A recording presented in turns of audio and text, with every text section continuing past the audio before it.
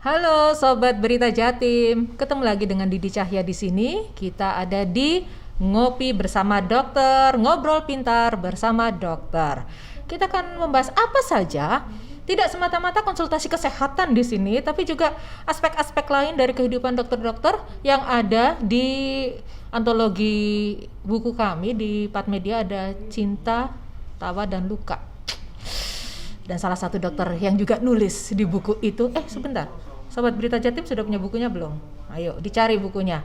Cari aja Patmedia, langsung pesan di situ ya. Oke, sudah ada bersama saya Dr. Anda Marzudinta. Assalamualaikum Dr. Anda. Waalaikumsalam, selamat sore.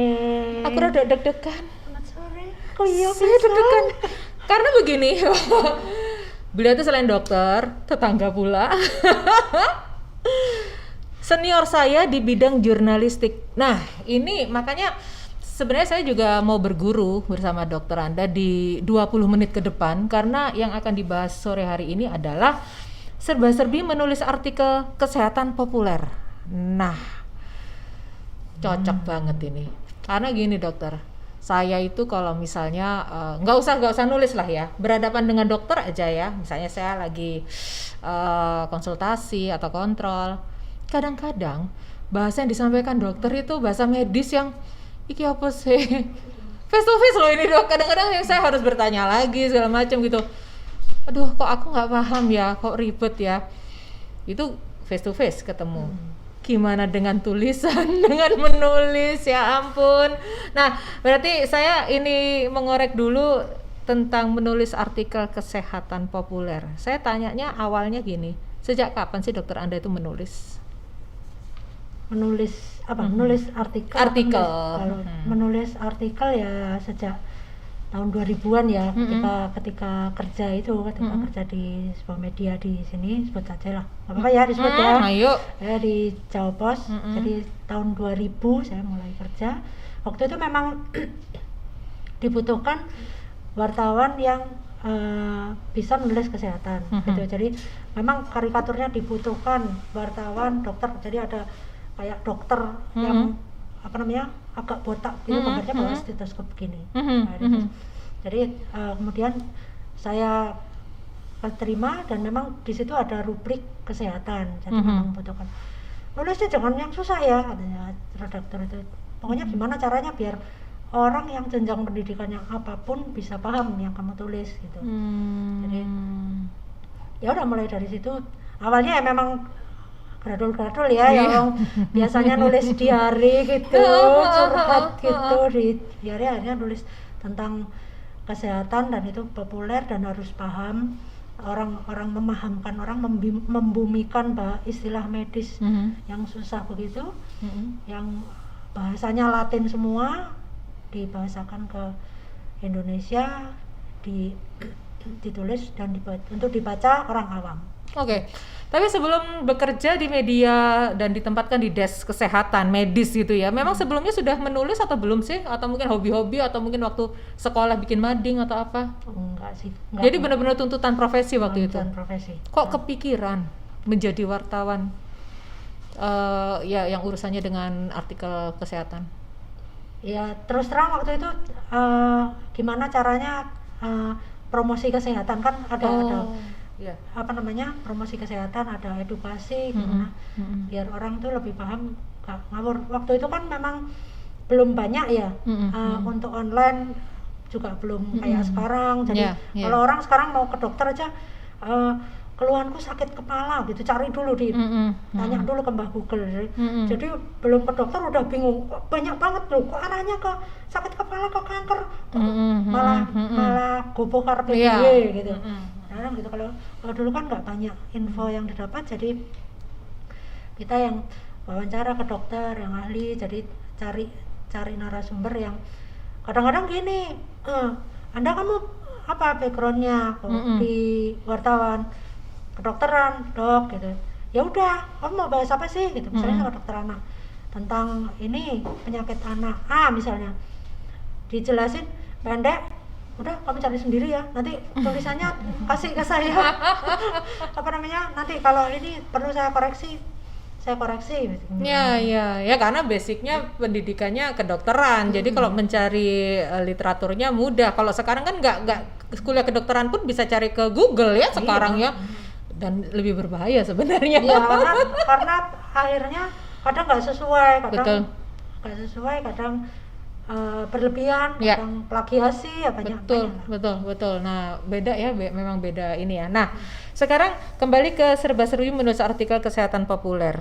Apa sih membedakan menulis artikel kesehatan populer dengan artikel-artikel lainnya gitu? Tingkat kesulitannya atau apanya membedakan? Kalau dari sisi kedokterannya sendiri, jadi dari teman-teman dokter itu kemungkinan agak kesulitan ya menulis mengubah sesuatu, misalnya dari jurnal-jurnal diubah ke bahasa awam. Itu seringnya masih terbawa dari yang jurnal yang sangat sistematis itu, padahal kemudian ketika si dokter itu diminta untuk menulis sendiri, itu akhirnya nulisnya kayak jurnal. Betul. Gitu. Jadi berat Mas Yan. Nah, itu kalau selama ini saya menulis yang artikel populer, saya usahakan seperti bercakap-cakap dengan bahasa yang sangat ringan. Jadi kalaupun misalnya ada istilah kedokteran itu minim banget lah.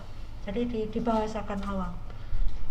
Sebenarnya kalau mau mentransfer antara dari jurnal ilmiah ke tulisan populer ya, ada kode etiknya nggak sih? Atau mungkin ada konsensus tertentu di kalangan dokter segala macam untuk ada rambu-rambunya nggak?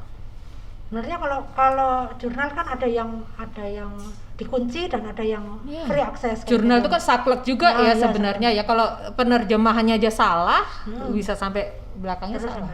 Oke.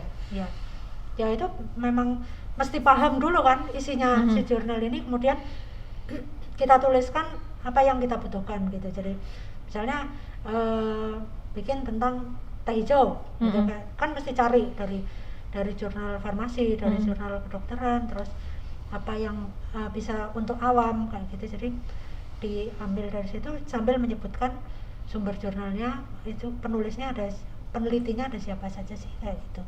Jadi sumber datanya valid.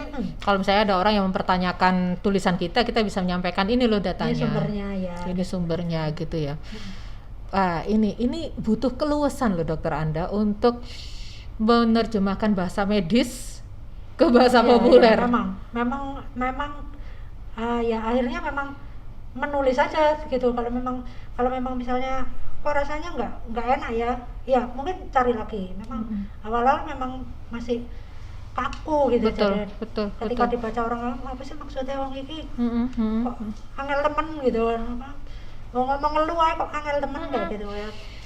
Ngeluh, pusing, mumet, puyeng, migrain, ada yang kiri atas, kiri bawah, kanan atas, kanan bawah, nyut-nyutan, belum lagi spaneng, itu juga yang pusing tok loh. Itu cuma perkara kata pusing loh.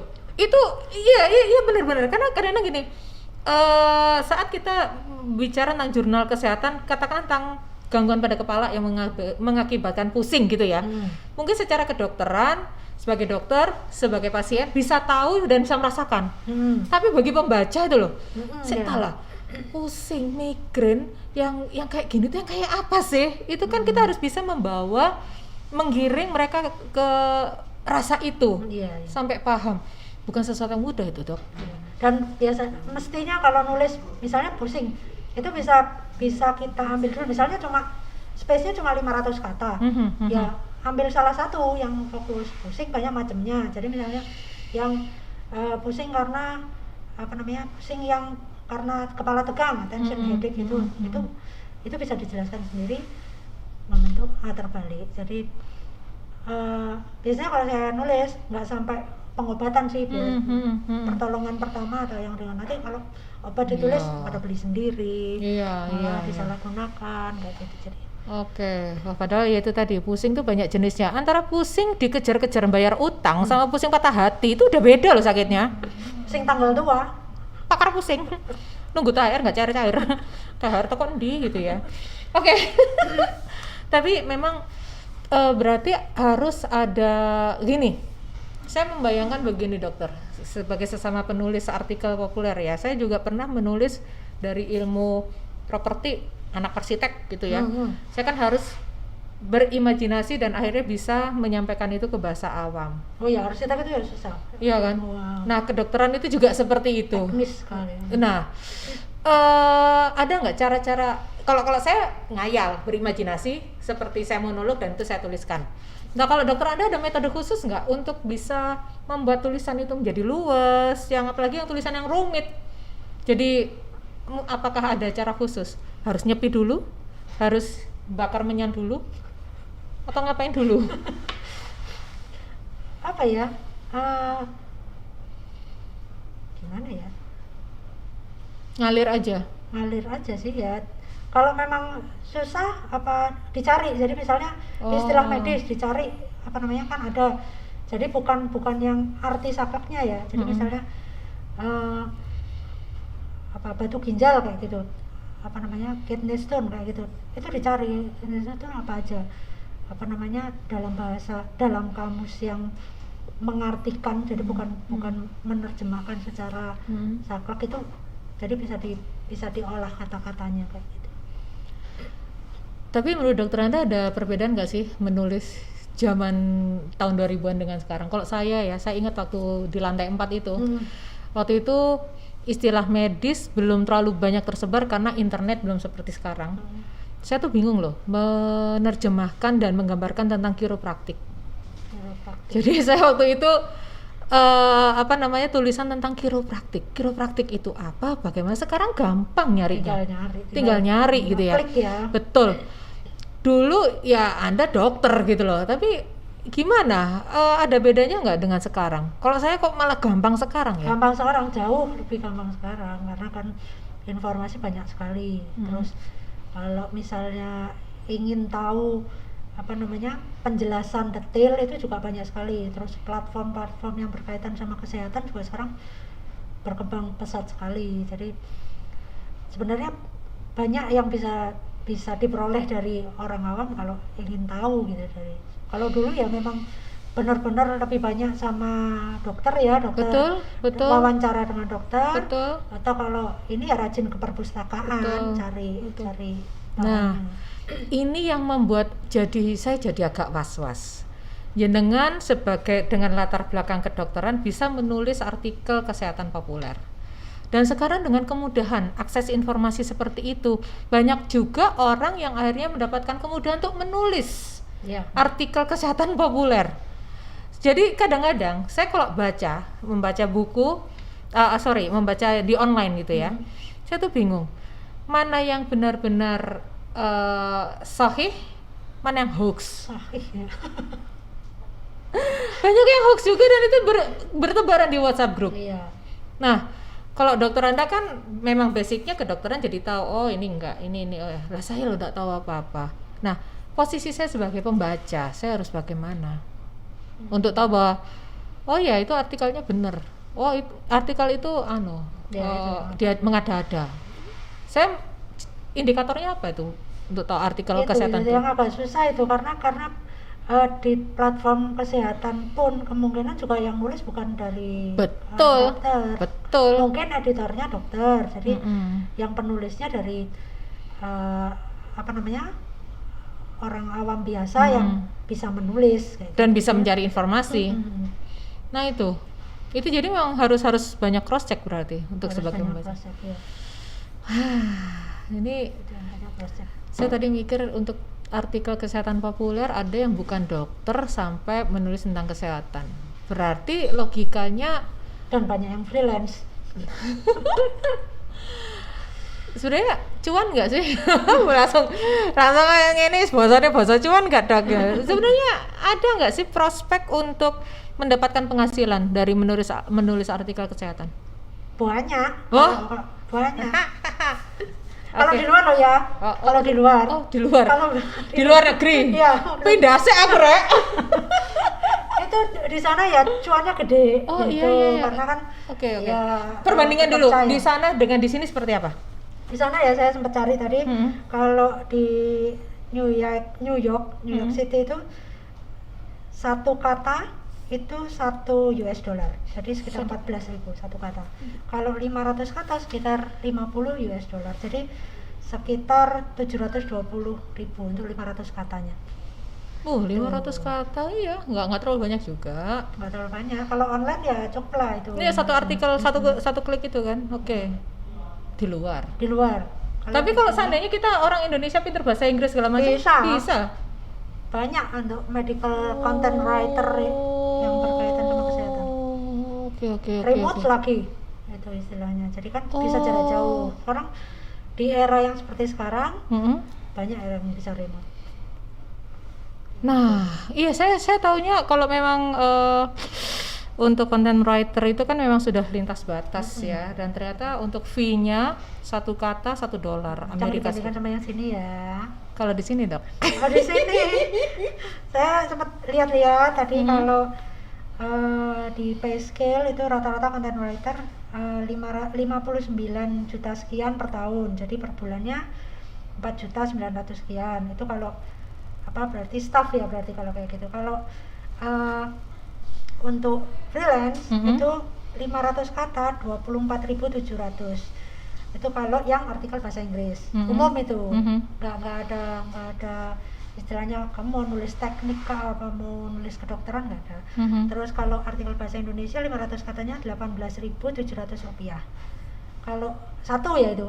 Kalau kamu nulisnya 30 artikel, harga grosir Pak turun. Bisa gitu. Jadi makin banyak yang ditulis bukan makin nambah cuannya, tapi harganya jadi grosir, turun 3.000-an per artikel. Speechless. Didi Cahya sampai speechless, kayak sok ngomong. Berarti memang pilihannya hanya satu, meningkatkan kapasitas kita sebagai penulis artikel kesehatan populer dengan bahasa Inggris dan mengirim ke media luar. Media luar, ya. Nanti sudah dimuat sama media luar, diambil oleh media dalam negeri, diterjemahkan. Iya ya? Ya bisa gitu. Bisa gitu ya? Bisa. Bisa orang sini kalau bisa lah. Asli loh ini, sobat Berita Jatim ini ngobrol pintar yang membuat saya mumet ini. Karena tapi terima kasih, saya jadi tahu gitu loh. Jadi tahu. Tapi ada peluang kan? Ada peluang bahwa medical content writer itu dihargai sebenarnya. Medical content writer, apakah saat ini itu yang sedang dijalankan oleh dokter Anda? Saya sementara masih, saya jadi editor di majalah dokter. Jadi itu majalah ikatan alumninya FK UNER. Jadi di sana saya ya ngajari adik-adik lingua, jadi adik-adik yang mahasiswa kedokteran yang belajar nulis ilmiah populer. Jadi mereka bisa dari jurnal-jurnal, review jurnal tadi, terus dibahasakan awam, atau ikut webinar, atau ketemu langsung sama narasumber yang itu ada dokter-dokter ahlinya banyak kan di UNER, mereka bisa nulis, nanti saya yang ngajarin. Kayaknya ini sekarang perlu dok, karena saya kan di medsos juga banyak melihat di Twitter, Instagram, dokter-dokter spesialis terutama yang muda-muda, itu mereka banyak menulis populer. Jadi ya paling nggak mereka nge-tweet, bikin status gitu ya, yang bahasanya juga sudah enak, mulai populer luas, ya. Dan itu membuat kami masyarakat yang membutuhkan informasi kesehatan jadi nyaman. Dan itu kayaknya yang perlu ya dok ya, untuk sekarang banyak juga kan dokter yang punya akun dan terverifikasi. Betul. Dan dia enak ngomongnya, mungkin jujukannya ke sana aja daripada ngambil ke situs yang siapa yang nulis. Betul. Gitu. Saya ngikutin ada dokter-dokter spesialis verified itu saya ikut. Nah, tadi kan juga dokter Anda melihat teman-teman dari Fakultas Kedokteran gitu ya. Itu mereka ada minat nggak sih sebenarnya untuk belajar menulis populer? Ya, awalnya tersandung-sandung karena biasa yang dibaca textbook, terus nulisnya sangat kaku, ketemu saya yang nulisnya cair banget ya. Wah, kaget kok jadi gini katanya gitu ya. Ya begitu, nanti itu akan kamu hadapi ketika kamu berhadapan dengan pasien yang awam yang nggak ngerti apa-apa tentang istilah medis. Oh iya siap katanya. Akhirnya. Dengan kata lain, ini adalah bagian dari ilmu komunikasi Ya. dan dokter masa kini memang harus menguasai itu juga. Gak bisa cuma dia ngomong kamu nggak apa-apa, nggak mau dong. Butuh Iya. penjelasan. Betul. Oke. Gimana? Sobat Berita Jatim sudah ada bayangan ya, sudah ada gambaran bahwa dokter pun itu bisa menjadi penulis. Dokter Anda nih akhirnya juga menulis untuk content writing untuk kesehatan, Ya. artikel kesehatan populer. Terima kasih ngobrol-ngobrolnya. Jadi sedikit lebih pintar saya, satu level. Tapi semoga ini bisa menginspirasi Anda. Siapa tahu Anda juga ingin menyusul untuk menjadi penulis artikel kesehatan populer. Saya Didi Jaya pamit dulu. Dadah.